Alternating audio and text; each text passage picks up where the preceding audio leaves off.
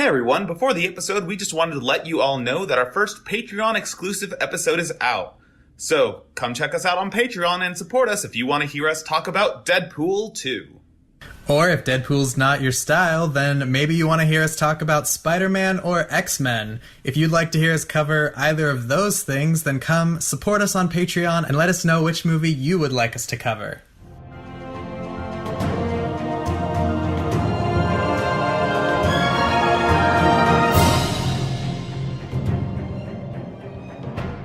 Hello, I'm Henry. And I'm Trey.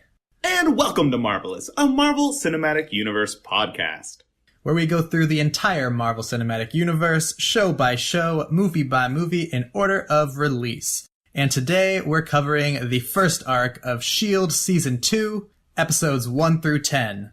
The Arc of the Obelisk. That is one way to call it. It's really hard to define a good name for this arc, because it's like, the mystery of Sky's father, the diviner, who is Whitehall, and, like, it is one cohesive arc, but there's nothing good to name it. That's true, but I feel like they're all very, very conveniently tied together into this one obelisk, so... Yeah, it's the diviner, excuse me? It's both, so excuse me. Sorry. But, yeah. It's kind of nice now that we're in season 2 and the arcs are getting much longer instead of season 1 where it's just like episode by episode. It's a completely different story. Now it's one big arc. Or two. This 10 episode chunk is one big arc. Indeed. So Henry, what happened in this arc? Well, Trey, let me tell you about season 2 of S.H.I.E.L.D's episodes 1 through 10.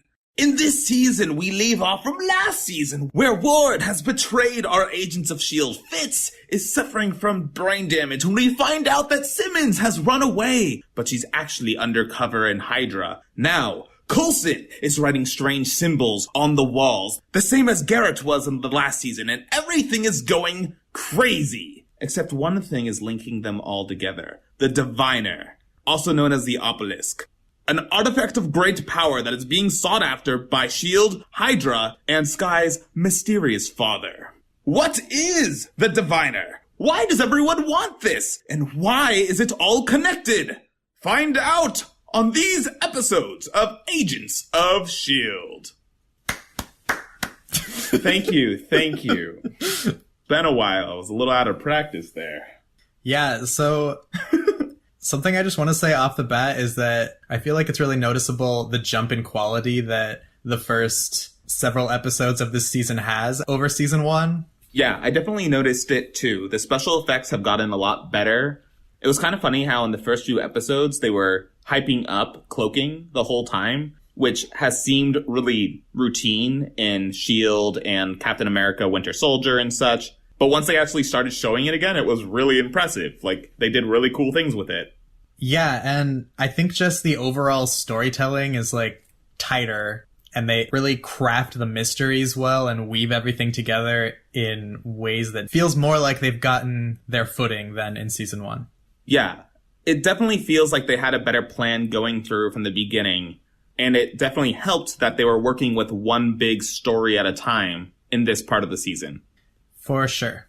So we start with S.H.I.E.L.D. essentially trying to reestablish itself while in secrecy. It's trying to rebuild S.H.I.E.L.D. and grow while the opposing forces of Hydra and Talbot and the government are trying to keep them down. And we get some new recruits with Mac and Bobby Morse and Lance Hunter.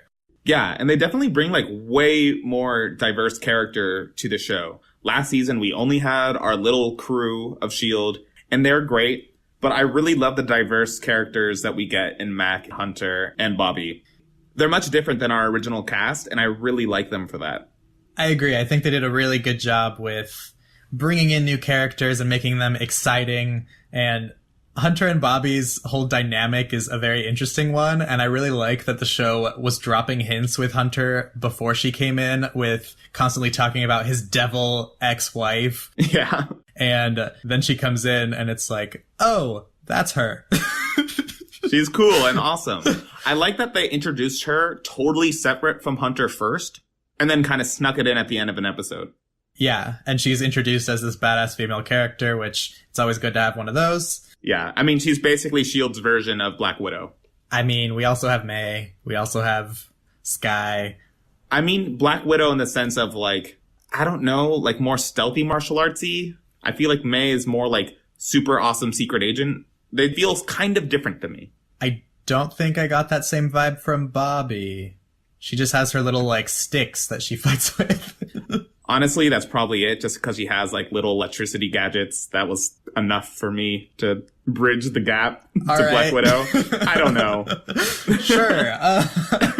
Bobby feels more like Black Widow to me than May. I don't know. All right. I really liked Hunter in particular. I felt like he got more development than the other two in this arc. Definitely. And he's hilarious. Yeah, he's pretty great. Even though I found the first episode focusing on him kind of confusing what they were trying to accomplish, because he, like, betrays them, but sells them out to Talbot, but then doesn't sell them out and goes back on it. And I'm like, what is actually happening here? I'm not sure what was actually, like, given to Talbot, but I could see why that was kind of confusing, but since I already knew in retrospect that he was going to join the team, I didn't see it that way. And I like that he's a little bit less black and white than the rest of the crew. That in the beginning, he really was in it just for money, but he still has, like, a heart. It's not the whole thing I find confusing, just the fact that he makes a deal with Talbot that Talbot delivers on, but then he doesn't actually give Talbot anything. Like, he comes back saying, I have 48 hours to deliver you to Talbot, Coulson. He gets money, he gets, like, a funeral for his friend, but the delivery of Coulson is really just Coulson walking up to Talbot saying, oh yeah, we're gonna, like, make a plan against your wishes, and I'm just gonna keep giving you gifts. Okay, bye, I'm hopping on a jet. I'm like, he's getting away with essentially giving Talbot nothing? I don't know. Yeah, I mean, he did break Talbot's trust because he didn't really give Coulson to Talbot. Coulson was using Talbot that whole conversation, just showing off the cloaking technology also. Yeah, I guess I feel like Talbot would be gunning for him a lot harder than what has actually happened, but I don't know, whatever. I don't know. I don't like Talbot. I like Talbot. He's this weird antagonistic force that never feels right. But to be fair, everything anti-S.H.I.E.L.D. never feels right because we don't really understand what the public perspective really is. Like, sure, we keep hearing that the public thinks Hydra and S.H.I.E.L.D. are the same thing and think that they're just as bad as each other, but really? Honestly, I think Talbot's a really interesting foil for Coulson, and I like that this arc at least keeps showing, like, Coulson getting one over on Talbot. He kidnaps him, he pumps him for information, and the entire time Talbot is just like, I'm gonna get you, and then he just completely falters at every opportunity, and Coulson just keeps one-upping him constantly, and I think it's really fun. I mean, that's what he's there for. It just doesn't do it for me. Well, that is your forte then, I guess. So it would seem. So the first episode introduces Hunter, but it also introduces us to the Diviner, which is an 084 that S.H.I.E.L.D. was searching for after all the incidents of Season 1. One thing that's really cool is that we actually see this device in the past with Peggy Carter, finding it and stealing it from Hydra. So that was a cool cameo with her. And not only her, but also the Howling Commandos. Yeah, and we get introduced to Whitehall in the past and the present. Ooh, mystery. Don't judge me. Okay. For sure. And I like that they drop little hints of Peggy Carter because they show her with the SSR and she makes comments like, oh, someone should really set up an organization for keeping track of these items and stuff, which is just funny. Yeah. And I think they weave Whitehall into the arc pretty well from the get-go because he's been after this obelisk for so long. Yeah, I think Whitehall's a really interesting antagonist. I agree, and it almost seems like we got the short end of the stick with them killing him off so quickly. Yeah, I wish that we got more of him also. Yeah, it was so quick, too. Like, he was there in a few episodes as the big bad, and then he's like, oh, suddenly shot and dead. Okay. Yeah, like he would just use as a plot device to make Skye's dad extra angry at Coulson. Definitely. Which he could have been so much more, but oh well. I agree. This man that has been alive for like over 100 years as part of Hydra seems like just such a cool concept. And he's such a cool leader for Hydra. He's just really menacing and intense. And freaking ruthless. He, like, takes Skye's mom, rips her to shreds, and scavenges all of her parts in order to take her immortality, and then just throws her carcass, like, out on the street. So that's hardcore. It's serious business. Yeah. The hypnotism is a little silly and TV showy, but it was done pretty well also. You will comply. Your compliance will be rewarded. Yeah, and it's an interesting tie-in to the movies as well, since that was started in Winter Soldier with the whole brainwashing. Yeah. It's something we know Hydra does, and here they actually show them continuing to use that in other people. Yeah, like if you have an awesome technique like that, you might as well keep using it. You can steal the greatest agents of your enemies and use them as double agents. For sure. Like we get with Agent 34 later in the season. Yeah, it seems kind of weird that she has an entire personality that they brainwashed to comply, but then when she loses her source of that compliance, she just becomes like a wandering puppy like Ward instead of back to her actual personality. I'm like, this is really sad. Like, you're a real person. Can we get you back?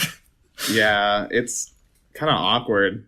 I'm not a big fan. No, me either. Also, her, like, being melted into a fake Agent May is this weird... It's just weird. It's really weird. And I'm not really sure what purpose it has, other than to give us a May versus May fight. And give Ward someone to talk to while he's out and about doing his own thing.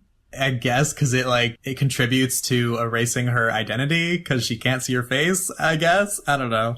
Yeah, I guess. It's odd.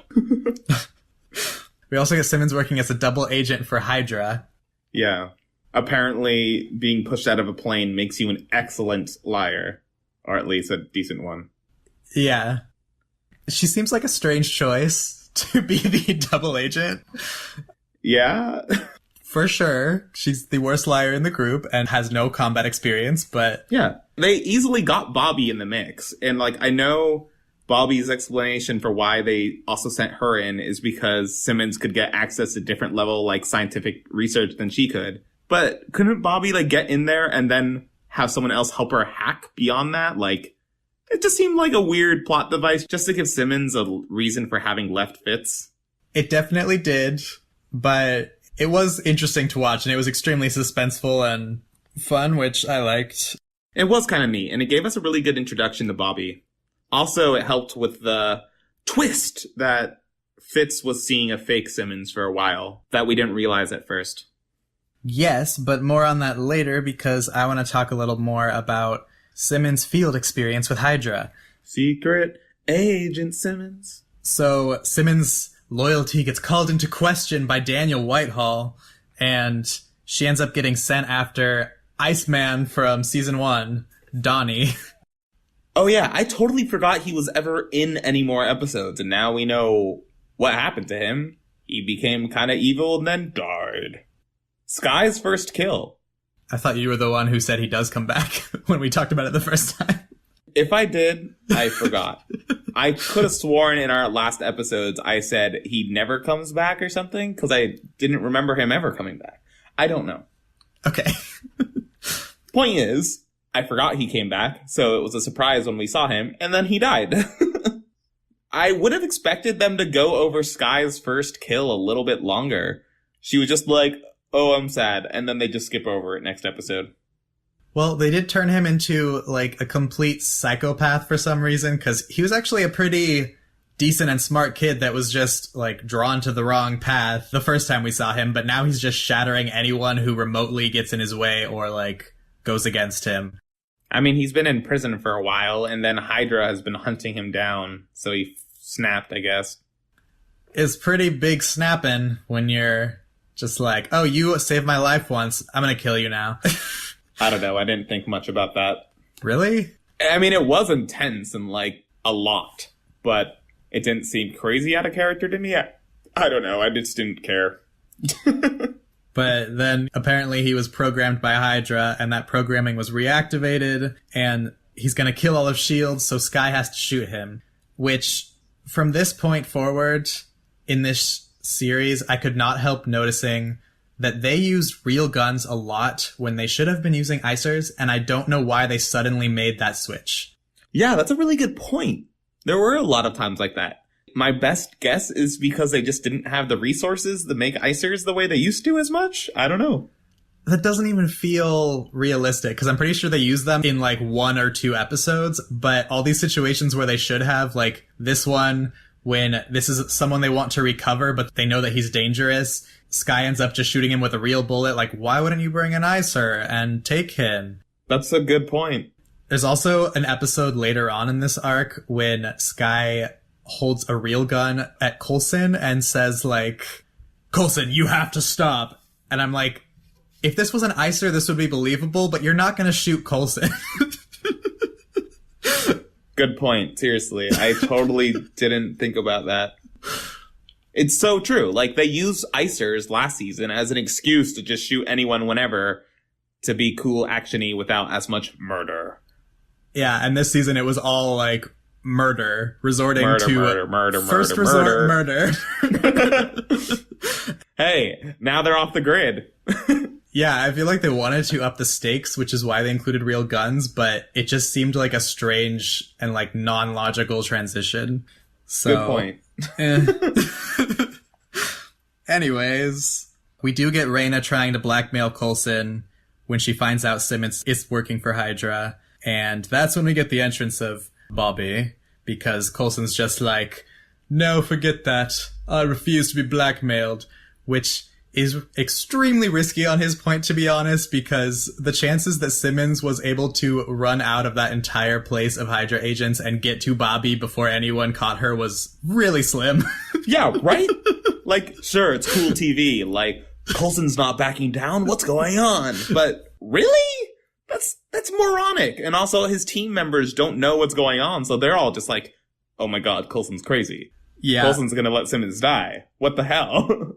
Definitely, but now we get Simmons and Bobby coming back to the S.H.I.E.L.D. base, so Simmons and Fitz now get to have their drama. Yeah. Simmons is like, hi, Fitz. We should be friends again. And Fitz is like, hey, can you just shut up and let me talk? I've gotten used to you not being gone and you're just cramping my style. Yeah. Also, I feel uncomfortable because I said I love you and you did not reciprocate. Yeah, and I do get it. I don't mind most of it, but I feel like at some points it's just contrived drama. It's drawn out too long, for sure. Yeah. There are times like when Simmons could have explained that it wasn't about Fitz being damaged, being why she left. Like, she started to explain it, and then he just immediately cuts her off, and it's like, well, I'm leaving. You can have the lab. And I'm like, this is dumb. You should have been able to talk to each other, like, and make up. Okay. Yeah. But yeah, moving on to Fitz, I kind of actually really like how they dealt with Fitz and his brain issues. How he was getting so incredibly frustrated by everyone around him who just couldn't just slow down and let him talk. And he didn't start really getting better until he started talking to Mac, because Mac would either slow down and let him talk, or he just wouldn't care if Fitz is kind of just rambling on, kind of nonsensibly, because he didn't care if Fitz was rambling on, and he would just wait, or just not care. And he started giving him nicknames like Turbo, because, like Mac said later in the season, like, this is the only Fitz he knows. This is his friend. He doesn't know old Fitz. This is the Fitz he knows. And how he helped Fitz establish a normal bond with people again. I like that a lot. Yeah, and I think that's the most characterization Matt gets in this arc, is through his bond with Fitz and befriending him, which is pretty great.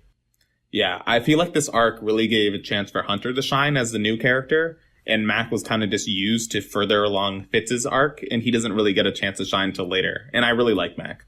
Same. And also, seeing an incident like the one that Fitz and Simmons had at the end of season 1 have stakes and actual repercussions like this is not something I expected, because most TV shows would just gloss over it like, oh, they were stuck and she just happened to magically pull him out and they're both fine now. But This one actually gives it weight because Fitz is brain damaged and it's like an actual issue, which is something that I like and I was surprised by.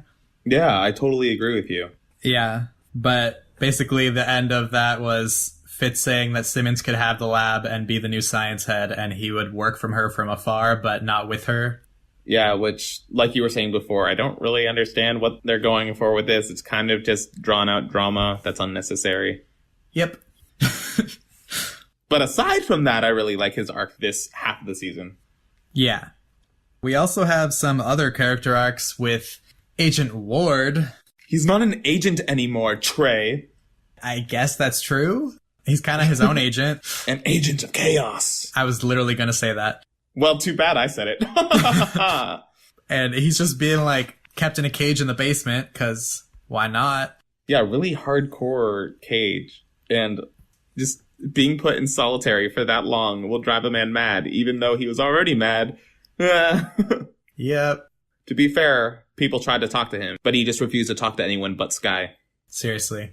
But they did use him as an informant. And I think where they started with Ward this season was really well done because everything with him was like, ooh, edge of the seat. What's going on with him? He was a double agent. Now all he has is Skye, but he's still like, where do his loyalties lie? Yeah. What's he actually going to do now? Is he actually telling the truth to Skye? Yeah. And I like that he was honest with her every time. Yeah. Like he actually was. And that was interesting because that's where his loyalties lie. Like, it's just Skye and himself now. Yeah. But then when his brother decides he wants to bury S.H.I.E.L.D., because his brother is Christian Ward, the senator, Coulson ends up making a deal to essentially sell Ward to his brother in return for his cooperation. And Ward escapes. What a surprise! Yeah, huge surprise there. He broke out. Yeah, which was really sad because it was literally seconds after Coulson's men let him go. Like, transferred to the military people. Yeah, it's like, God, really? That's so dumb. I mean, Christian explains it as it was done on purpose, like he was given weak guards so that he could escape. But who knows if that's true. That seemed like a lie. Yeah, it's still unclear if he's evil or not. Christian? Yeah. Like, was he just saying whatever he could to make Ward stop? People will say anything to get out of torture. I can't tell if it was true or not. I think it can be read that way, but because he gives, like, his reasoning and everything as well, I think it's meant to insinuate that he's being earnest. I mean, I'm guessing it's honest, but yeah. But that was Ward dragging Christian to the well to make him confess what he did. Yeah. We kind of skipped around a bit. Yeah. And honestly, it's really strange to me that the show just, like, mentions in passing that Ward essentially killed his brother and parents after that. Yeah. It just seems so out of place. Yeah, like, I could understand them being like, and then Christian Ward was killed. But his parents, too! They just, like, skip ahead to it. Like, you don't want to show us him interacting with the whole family? What about his younger brother? Like, come on! It's kind of surprising because I feel like that would have made really great television to have another episode dealing with Ward's family. Yeah. And I don't know if they just rushed it because they were trying to finish the arc before winter break and they're like, we don't have time for that. I'm guessing that's what it was. Probably. But that's a weird decision. Yeah, I agree. But then after that, Ward just starts leaving gifts for S.H.I.E.L.D. and for Skye as, like, helping them while being on the run from them. Wasn't there only one? Just that one Hydra guy? I guess. It just seemed like it was going to be a continuous thing. He said it was going to, and then just didn't. He just kind of joined up with Hydra temporarily to get Skye to her dad. He did also murder an entire room of Hydra agents. Oh yeah, good point. But yeah, then after that he meets with Whitehall and starts working for Hydra, but really is only there to, like, awkwardly kidnap Skye and bring her to meet her dad. Yeah. And her dad's only there with Hydra actually to kill Whitehall and get the obelisk? Yeah, well, he has the obelisk. Oh yeah. He was using Whitehall's resources to get Skye, which is weird since Ward got Skye. But I don't know. Sure. I don't know. Whatever. Yeah, this kind of ties into one of my points, which is just that Everything in this arc feels way too conveniently tied together. For sure. Like, from Cal, Sky's dad, working for Whitehall in order to bring Sky in, even though he had nothing to do with that, to Coulson suddenly getting these urges to carve out this map, which just happens to be the exact map that will lead them to the city where the obelisk needs to be taken, that Hydra also happens to be searching for at this exact time, and Whitehall happens to get out and be searching for the obelisk at the same time that they're finding the city and needing all of this information. And it just happens to connect to Sky being like a chosen one, and her father is the one with the obelisk. And that connects to Reyna, who was adopted from him, and bringing Sky into the temple to actually get her powers. I don't know. It all just very conveniently connected to me. Yeah, it was kind of weird. Like, all the GH3 and Tahiti stuff was linked to Sky and her alien stuff. And it just seemed odd a little bit. It worked decently well. It was just kind of odd. It did work. It was just very convenient. Yeah. That's all. It's almost like the story was written to be that way. What? Everything ties together. Also, I feel like we should just note, since we haven't really talked about it, how the obelisk / diviner turns people to stone, but also divines the worthy. So if you're worthy, you can touch it. And Sky and Reyna are worthy ones. And the, like, big story behind it is that apparently it's an artifact that the ancient alien race, the Kree, who are mentioned in Guardians of the Galaxy and shown, left it on Earth so that the worthy can inherit the Earth. Whatever that means. The Blue Angels. Yeah. Choosing which humans are the best among us. And angels just seems like such a wrong term for them. I'm amazed that anyone would call them that. Well, I mean, they were blue beings that came from the sky. I'm guessing primitive humans didn't have any other term for it. Sure. They also mentioned that the Kree that they had for the GH3 drug was, like, older than the pyramids. So I don't understand how they've been storing this body for so long. Where did they find it? Was it, like, frozen as a half body in a glacier or something, and then they, like, defrosted it and stored it? I agree. This is something that I mentioned the first time we saw the body, and I'm just like, how are they just continuously harnessing this blood from this dead carcass? I mean, it's kind of alive, but my question is, how the hell has it been alive for this long? Like, not just, like, as a half being. Like, I'm just guessing technology has kept it alive. But how have they kept it alive for thousands of years? Why do you think it's alive? I don't know. They're siphoning blood out of him. I'm assuming he's, like, kind of in a stasis-y kind of state. I still think his body half being gone and his eyes being blank indicates that he's not alive, but it's weird that they're able to harvest blood. I don't know. None of this really makes sense. Anyways, in the last episode, we do see Sky shoot Ward, like, 3 times in the side of his chest, and that does absolutely nothing. He's just completely fine. For some reason. He must have had a bulletproof vest on. But I'm just happy she did it. I was happy she did it too, even though it was totally like... It was certainly interesting timing, because it was right after he saves her. Yeah. And is, like, untying her from being held hostage, and she's like, that's nice, shoot, shoot, shoot. Never turn your back on your enemy. Yeah. But also, she should have gone for the kill. Shoot him in the head. He clearly was wearing bulletproof armor. Seriously, though, like, she seemed like she was trying to kill him, but she did a really, really bad job if she shot him 3 times and he's barely phased. Yeah, to be fair, like, going for the chest is, like, a correct thing to do. But once you notice he's wearing armor because he was still relatively okay and, like, not bleeding, you should aim for the head. They really didn't show any armor, and he looked like he was just wearing a shirt, so I'm really not convinced he was. I don't know. I feel like it was plot logic and plot armor that saved him, and I hate that because she shot him 3 times. Anyway, Sky should have gone in a headshot in. Though I guess that's probably a bit too brutal for her, because she's still not very comfortable with murder. Yeah, I guess. I don't know. I mean, she was fine with shooting him 3 times, so I feel like she's fine with killing him. Yeah, but shooting someone in the head is, like, way more brutal and gross. She doesn't care. Oh, no, man. Don't ask me. But then he escapes with Agent 33, because yay. Yep, they escape. Woo. We also have Sky meeting her dad. which is an awkward but kind of fitting scene since from everything we've seen of her dad being this man who's like trying to just meet his daughter, whatever it takes, and it's kind of crazy because like his whole life has been ripped away from him. Like, it fit well, even though his character is weird. Yeah, and to be honest, on this watch, I could not stop seeing so many parallels to Jessica Jones season 2, and I hated it. I didn't think about that at all. I think he's a little more logical than characters that we won't talk about because spoilers from Jessica Jones, but I don't really like him. I don't like characters like this at all. The whole crazy emotional, I'm gonna kill people because of it thing, it just really bothers me. I'm not a huge fan of that archetype, but it was good enough for me, I suppose. All right.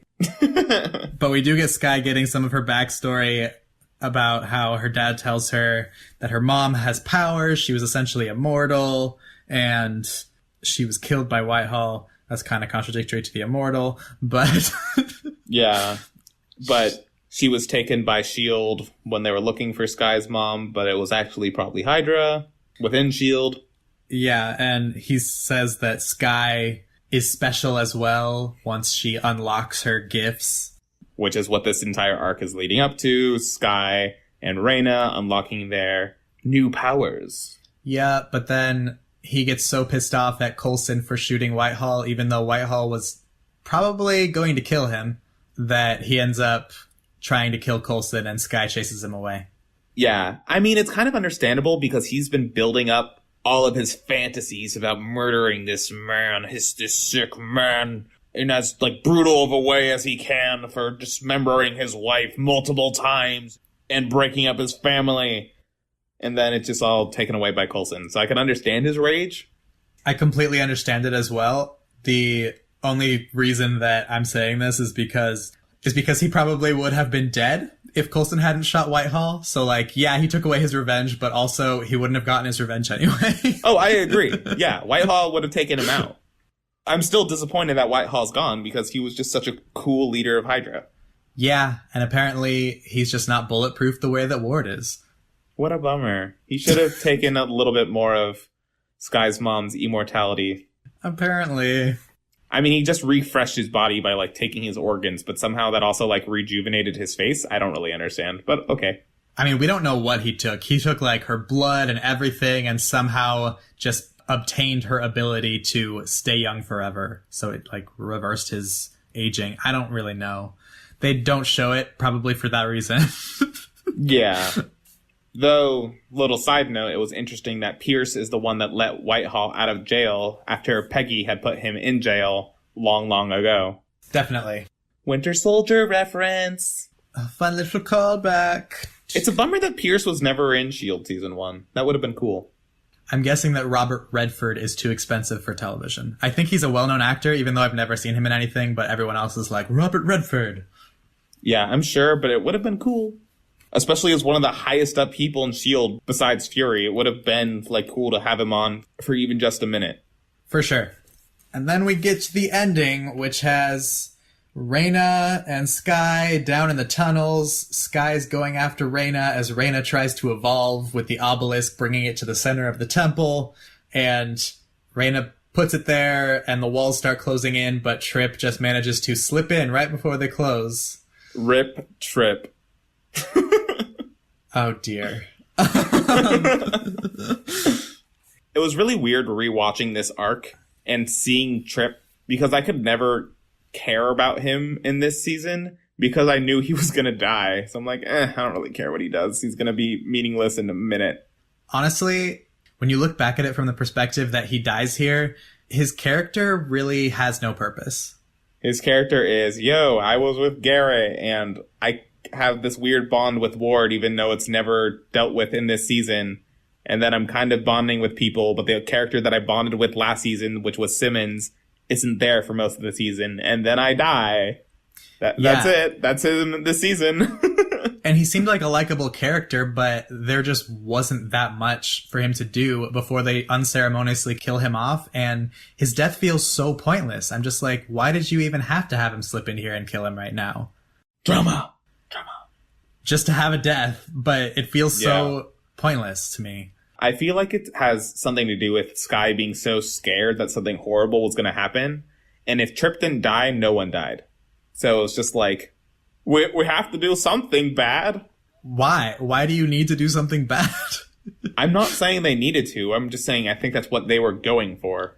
Well, it's really sad because these last few episodes really were not kind to the Black cast members on this show. I do wish Mac got more chances to shine, but he's great. But they literally... I know, they made him like a zombie the last 2 episodes, Yeah, so it's pointless. He was possessed and attacking his teammates and fell down a hole, and then while Mac was attacking people, Trip got killed. Yeah. Okay. And then Reyna grows spikes. Yeah, we don't really know what has become of her yet, but she has spikes and like yellow cat eyes now. And Sky looks identical. And Sky's carcass like blasts apart, which I'm guessing is a hint to her powers that are coming. Oh wow, Trey, really? Yeah. What mysterious powers might she have? I don't know. We'll find out next time on Agents of S.H.I.E.L.D. That's a lie. I know. I know also. All right. So, the powers of name changing. Oh yeah, she gets her real name of Daisy. She hasn't been given her name yet. They say Daisy in this arc. It's at the end. Oh, did they? I guess it totally went over my head. Yeah. It's a weird name anyways. Like, why would she have an English name when she was, like, born and raised in a Chinese village? Like, sure, her dad is, like, an American, but her family and everyone else she was raised around wasn't. It's just surprising. Yeah, I don't know. One of the kind of funny things is I didn't realize she was half Asian until, like, this season, back when I was watching it the first time. But then, once it was made clear, I'm like, oh yeah, she is. Honestly, I still didn't realize it in this season, and I was like, why is her mom Asian? She doesn't look Asian. But then, later on, the actress apparently... Or I saw things with the actress talking about how she's half Chinese, and I'm like, oh. Yeah, it actually works really well to keep the mystery up, because when you see this random Chinese woman being tortured by Whitehall in the past, and then later in the future, you're just like, oh yeah, just some random woman. And then you were like, oh wait, that's Sky's mom? Yeah, but now we know. And knowing is half the battle. Indeed. To be honest, the last episode of this arc feels really off to me for some reason, and I'm not sure why, but it just seems so much weaker than all the episodes leading up to this. Like, the show was building in quality and was doing so well, and then this last episode, it doesn't feel right to me. Everything from Sky shooting Ward failing to Coulson shooting Whitehall really quickly. It was all rushed, and then the end with, like, Trip's death and the ascension. I don't know. Everything about this episode just felt weird. I see where you're coming from. It definitely felt off, and it also didn't really feel like a part of the rest of the season. Like, sure, the same story's going on, but the content just seemed different. We weren't really in, like, a spy show anymore. We were in more of a, like, mystical, I don't know, whatever to call it. Just, it was odd. Yeah, and it's kind of unfortunate because I feel the things that it's setting up for the rest of the season, and I'm just going to come clean now that I don't like the rest of the season, so this is where it starts. Yeah. I like the powers that they give Sky and Reyna, and I like what they do with that later on in the season, so I think that's really cool, so I like that setup. But yeah, some of the stuff is a little odd after this. But we'll get to that in our next S.H.I.E.L.D. episodes. Indeed. And I guess we should also mention, when this episode has settled and Trip has died, we see a man with no eyes talking to someone else about how new people with powers have appeared. So hints at more people with powers and strange things. Although if you're trying to, like, introduce random dude with powers, it's interesting that you introduce man with no eyes and not, like, actually show him use his power. Yeah, I think the point they were just getting across is that there's other weird people. Yeah. I have the power of having no eyes. I can't see anything. I am a mutant. Not mutant. Those aren't in the MCU yet, maybe. I was being facetious. Whatever, okay? Anyways, do you have anything else to say before we wrap this up? The only other thing I really wanted to mention was it was weird that Coulson's compulsion to draw the map just went away once he saw a 3D rendering of the map created by someone else. Like, suddenly his brain was like, oh yeah, I get it, cool. He didn't know where it was. He had to hack some freaking satellites in order to, like, search the rest of the world for where this temple was under the ground. Like, how was that satisfying enough to, like, fix his alien genetic modifications? I don't know, but that's one of the convenient tie-ins with the plot, so... It was very weird. Whatever. But yeah, that was the only thing left I really wanted to say. Overall, I thought the arc was pretty good. I agree. I think this was a good arc. So, if you want to follow us on social media, you can find us on Facebook and Twitter at Marvelous MCU. You can find us on Instagram at Marvelous MCU Podcast, or you can send us an email at marvelousmcupodcast@gmail.com. And wherever you listen to this podcast, whether it be YouTube, Spotify, iTunes, whatever, please like, rate, review, subscribe. Anything you can do to help share this podcast is a big help. And if you like this podcast and want to support us, you can go to patreon.com/marvelousmcu. We have uploaded our Deadpool episode, which we are releasing as a patron exclusive. So if you want to listen to that, you can donate $1 or more. Any amount is appreciated, and then you'll get to hear us talk about Deadpool 2. So thanks for listening, and we hope you'll tune in next time for Agent Carter Season 1, Episodes 1 through 4, and the Agent Carter one-shot.